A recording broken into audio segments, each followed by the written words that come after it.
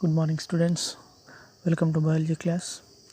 Today we are going to discuss about the topic gases exchange from the lesson respiration. Do you know where the gases are exchanged and which gases are exchanged? Actually, gases are exchanged in lungs. That too between alveolus and the blood capillaries. If you observe the lungs, the alveolus are situated at the end of bronchioles. Alveolus are a fine sac-like structure. These alveolus are formed like a group and they have one cell thickness. That means a very thin layer. And these alveolus are surrounded by blood capillaries. So these blood capillaries also only one cell thick. Alveoli is very closely associated with the blood capillaries. Now let us see how the exchange of gases take place. If you look the picture, this is alveoli or alveoli and this one is called a blood capillaries or blood capillary. So whenever we inhale, the air enter into the alveoli. So here inhale means what? Breathe in. So you know the composition of air. So air contains how much percentage of oxygen? 21% of oxygen. So this oxygen enter into the alveoli.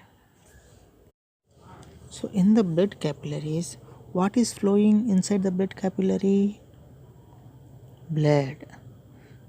So this blood contain RBC. RBC means red blood cells. So these red blood cells they carry carbon dioxide from the body tissue to this lungs area. One important point you should remember, that is, if carbon dioxide present in the blood appeared in dark red color. The same way, if the oxygen present in the blood appear in bright red color. So alveoli contain more oxygen and blood present in the blood capillary contain less oxygen. Why? Because oxygen is already used up by body cells.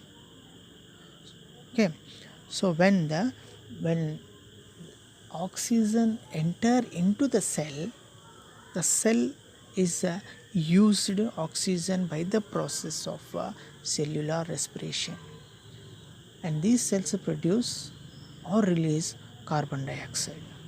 So these carbon dioxide enter into the blood, and this blood which comes to these lungs and having only carbon dioxide. So concentration of oxygen is very less in blood. Once the blood comes near alveoli, oxygen already present in the alveoli. So this oxygen is absorbed into the blood. At the same time, the carbon dioxide from the blood is enter into alveoli. Now, how the oxygen enter into the blood and how the carbon dioxide enter into alveoli? You already know the definition of diffusion. So in diffusion, substances or gases always transfer or diffused from higher concentration to lower concentration. Here gases concentrations are different. That means oxygen concentration and carbon dioxide concentration is different. Oxygen concentration is very high in alveoli and carbon dioxide concentration is very high in blood. So oxygen is always transferred from alveoli to blood, In the same way, carbon dioxide always transfer from blood to alveoli. Now, just now we discussed about RBC. So you already know na RBC. So RBC means the red blood cells. So these red blood cells contain a special pigment that is called hemoglobin.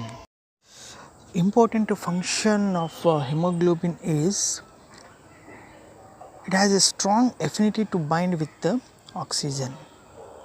Its chemical nature is to bind with the oxygen. That too, hemoglobin contain iron ion. So this iron ion bind with the oxygen. As you know, hemoglobin it is a color pigment. So it gives red color to the blood, like plants appear in green color because of chlorophyll. So in plants, chlorophyll is a color pigment. From the alveoli, oxygen enter into the blood capillary by the process of diffusion. As soon as it enters in blood, immediately hemoglobin bind with the oxygen, and now this hemoglobin is called as oxyhemoglobin.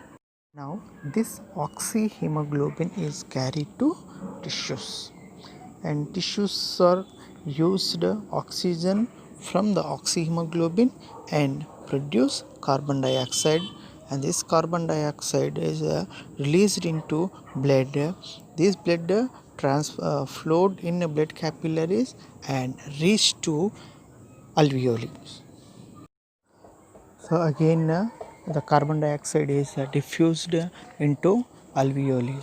So alveoli absorbed carbon dioxide and sent or released oxygen into blood capillaries by the process of diffusion.